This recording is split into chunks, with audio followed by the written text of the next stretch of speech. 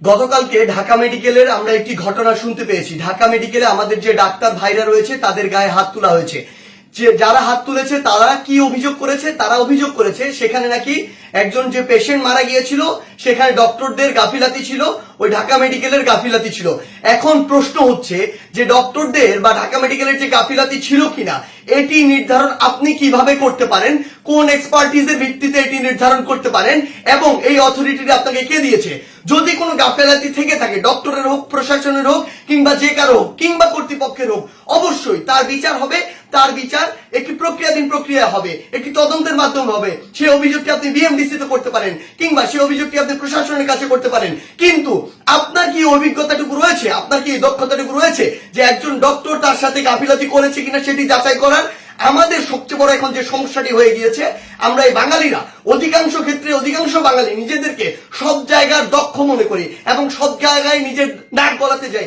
আপনি আমাকে একটি জিনিস বলুন, যে ডাক্তার 5 বছর ধরে এমবিবিএস পাস করলো, 1 বছর ইন্টার করলো, এরপর বছর বছর ধরে বিভিন্ন ডিগ্রি নিল, পড়াশোনা করলো, তিনি একজন পেশেন্টকে যেভাবে ডিল করেন, তিনি পেশেন্টের ভিতরের এবং বাইরের বিষয়গুলো যেভাবে জানেন, যেভাবে ট্রিটমেন্ট করেন, আপনি কিভাবে মনে করেন আপনি সেই পড়াশোনা না করে শুধু বাইরে থেকে দেখে নিজের চোখে যা মনে হলো তা দেখে তাকে একটি নির্দিষ্ট রেজাল্ট দিয়ে দিচ্ছেন, একটি নির্দিষ্ট ব্লেম দিয়ে দিচ্ছেন? আমাদের জায়গা থেকে স্পষ্ট বার্তা, এরকম একটি ব্লেম দিয়ে আসলে যখন আপনি একজন ডক্টরের গায়ে হাত তুলেন তখন আপনি যে কাজটি করেন সেটি আমরা বৈষম্য বিরোধী ছাত্র আন্দোলন আমাদের জায়গা থেকে কোনোদিনও সমর্থন করতে পারি না।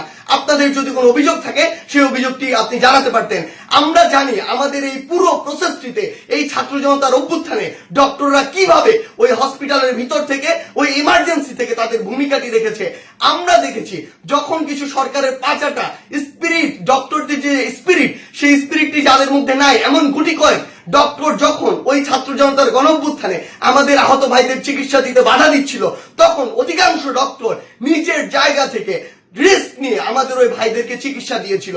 এমন অধিকাংশ ডক্টর রয়েছে যারা ডক্টরদের স্পিরিটটি ধারণ করে এবং আমাদের এই পুরো সময়টিতে আজকে পর্যন্ত আমার হসপিটালে যে আহত ভাইগুলো রয়েছে তাদেরকে নিরবিচ্ছিন্ন সেবা দিয়ে যাচ্ছে, নিজের কথা চিন্তা না করে। সেই জায়গায় যখন এরকম করে কোন একজন আমার ডক্টর ভাইয়ের উপর এইভাবে হাতটি তুলে, আমরা এটি কখনো সমর্থন করতে পারি না।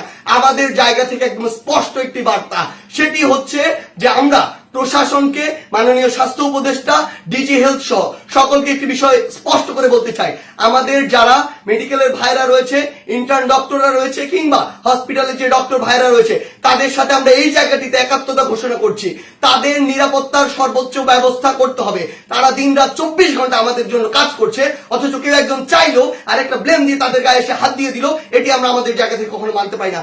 আমাদের জায়গা থেকে একটি স্পষ্ট বার্তা হচ্ছে তাদের এই নিরাপত্তার ব্যবস্থাটি করতে হবে। এবং গতকালকে ঢাকা মেডিকেলে যদি ওই পেশেন্টের মৃত্যুর জন্য কোনো কর্তৃপক্ষের হোক, ডক্টর হোক গাফিলাতি থেকে থাকে, তদন্ত সাপেক্ষে তার যেমন বিচারের আওতায় তাকে আনতে হবে। কিন্তু গতকালকে ওই আমার ডাক্তার ভাইয়ের গায়ে যে হাতটি তুলেছে, অপারেশন থিয়েটার থেকে বের হওয়া একজন ডক্টরকে, তার অবশ্যই দ্রুততম সময়ের মধ্যে তাকেও গ্রেফতার করে তাকেও বিচারের আওতায় আনতে হবে। আমাদের জায়গা থেকে স্পষ্ট একটি বার্তা, আইন নিজের হাতে তুলে নেওয়ার মতো অন্যায়টি যদি আপনি করেন তাহলে আপনার পক্ষে কোনোদিন আমাদের অবস্থান থাকবে না। ধন্যবাদ।